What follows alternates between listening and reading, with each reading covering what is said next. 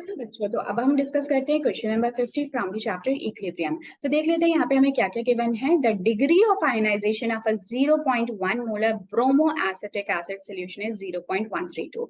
आपको अल्फा की value given है कितनी, 0.132। किसके लिए? एक ब्रोमो एसिटिक एसिड सॉल्यूशन के लिए।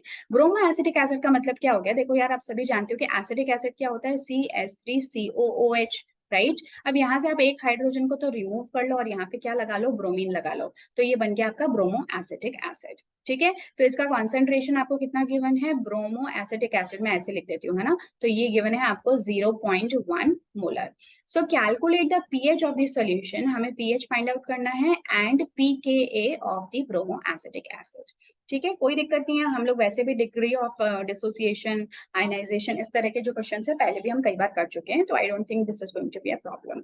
ठीक है, तो हम ये कर लेते हैं, मैं यहाँ पे लिख लेती हूँ इक्वेशन अपने अकॉर्डिंग। ठीक है, मैं इसको है ना ऐसे लिख देती हूँ डायरेक्ट, ब्रोमो एसिटिक एसिड। ठीक है, ताकि बहुत ज्यादा लंबा ना लिखना पड़े।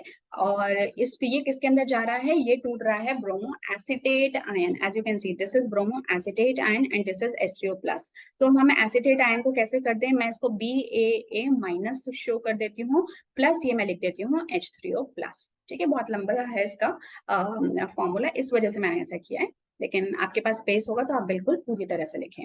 ठीक है, अब हम बात कर लेते हैं भाई टाइम t इक्वल टू 0 पे। टाइम t इक्वल टू 0 पे ब्रोमो एसिटिक एसिड की आप लोगों को क्या कॉन्सेंट्रेशन गिवन है, सो बिल्कुल गिवन है, दैट इज 0.1। ठीक है, उस टाइम पे ये आपका ब्रोमो एसिटेट आयन और H3O प्लस कितना था, 0 था। अब time t equal to t पे कोई बात कर लेते हैं जिस टाइम पे की इक्विलिब्रियम जो है वो आपका अचीव हो चुका है। ठीक है, ऐसे किसी टाइम पे बात कर लेते हैं। तो इस टाइम पे जो कॉन्सेंट्रेशन है वो हमारी कितनी रह जाएगी, अगर मान लेते हैं 0.1 में से कुछ x कॉन्सेंट्रेशन यूज आ गई है ब्रोमो एसिटिक एसिड की in order to form acetate and H3O plus, तो फिर x ही अमाउंट का आपका एसिटेट आयन बन जाएगा और x ही अमाउंट का H3O प्लस बन जाएगा। ठीक है, यहाँ तक की बात क्लियर है सभी को, अभी तक हमने कोई भी कुछ नया नहीं किया। अब देखो हमें क्या करना है, अब हमें ना 2 4 5 चीजें जो है वो फाइंड आउट करनी है।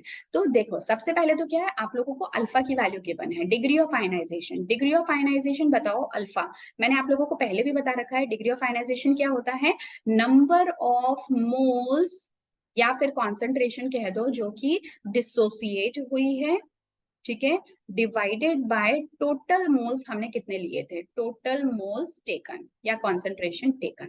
आ रही है बात समझ में, हमने लिए कितने और कितने उसमें से डिसोसिएट हो गए।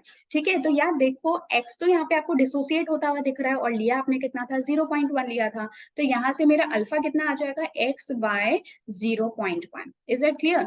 लिया, देखो लिया आपने इनिशियली कितना था, 0.1, और टूटा कितना है, x टूटा है, और जो अल्फा की वैल्यू है वो मुझे कितनी गिवन है, 0.132 है। तो यहाँ से मेरे पास क्या निकल जाएगी, x की वैल्यू, दोनों को मल्टीप्लाई कर दो, 0.132 मल्टीप्लाइड बाय 0.1, तो बताओ ये वैल्यू कितनी आ जाएगी, सो दिस विल बी 0.0132। अब कोई मुझसे पूछे कि बताओ ये x क्या चीज है, तो यार ये x जो है ये H3O प्लस ही तो है ना। तो ये x हम क्या लिख सकते हैं कि ये सेम ही तो है, H3O प्लस की कॉन्सेंट्रेशन ही तो आपकी क्या है, 0.0132 है। ठीक है, ये आ गया। अब जब आपको H3O प्लस पता चल गया, यानी कि आपको H प्लस के बारे में इंफॉर्मेशन मिल गई, तो आप pH भी यहाँ से फाइंड आउट कर सकते हो। तो ये क्या हो जाएगा, माइनस ऑफ लॉग ऑफ आपका H प्लस और H3O प्लस एक ही चीज है ना, इससे कंफ्यूज कभी मत होना। तो ये देखो H प्लस की कॉन्सेंट्रेशन कितनी आ गई, 0.0132।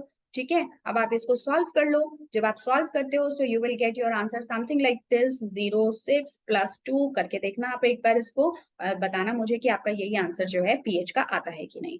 ठीक है, तो यहाँ से आपने पीएच जो है वो तो कैलकुलेट कर लिया, बट क्वेश्चन में हमसे और क्या पूछा गया है, क्वेश्चन में देख लेते हैं। क्वेश्चन में हमसे पीएच तो पूछा ही था जो कि हमने निकाल दिया, इन्होंने हमसे पीकेए भी पूछा है। तो पीकेए पता करने के लिए सबसे पहले तो मुझे के पता करना पड़ेगा, यानी कि आयनाइजेशन कांस्टेंट पता करना पड़ेगा।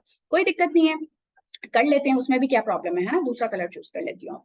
तो एक पार्ट हमारा कंप्लीट हो चुका है। अब देखो के कैसे कैलकुलेट करते हो, आयनाइजेशन कांस्टेंट, जैसे हम इक्विलिब्रियम कांस्टेंट करते थे उसी तरह से, बस ये आयनाइजेशन रिएक्शन के लिए है। तो यहाँ पे जो भी हमारे प्रोडक्ट्स हैं उनकी कॉन्सेंट्रेशन, यानी कि BAA माइनस की concentration multiplied by H3O plus की कॉन्सेंट्रेशन और डिवाइडेड बाय किसकी, ब्रोमो एसिटिक एसिड की कॉन्सेंट्रेशन। ठीक है, ये हमें पता करना है।